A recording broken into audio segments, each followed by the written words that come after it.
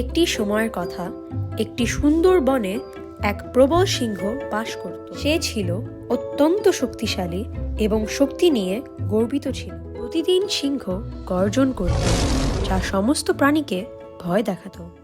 পালাও বন্ধুরা, পালাও!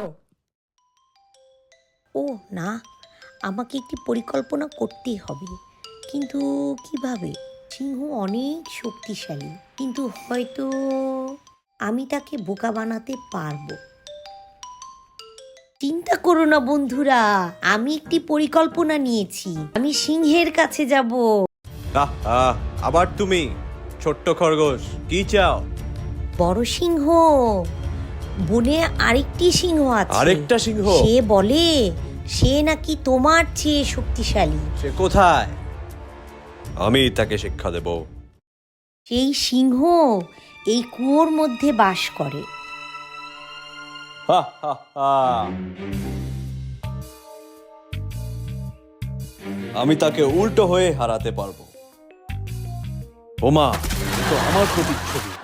আচ্ছা খরগোশ, তুমি ঠিক ছিল। খরগোশ, তুমি খুবই বুদ্ধিমান। এটা তোমার জন্য খরগোশ। ধন্যবাদ সিংহ, বন্ধুত্বের জয় হোক। অহংকার পতনের মূল, এটাই তোমাকে একটু শিখিয়ে দিলাম। ধন্যবাদ সিংহ।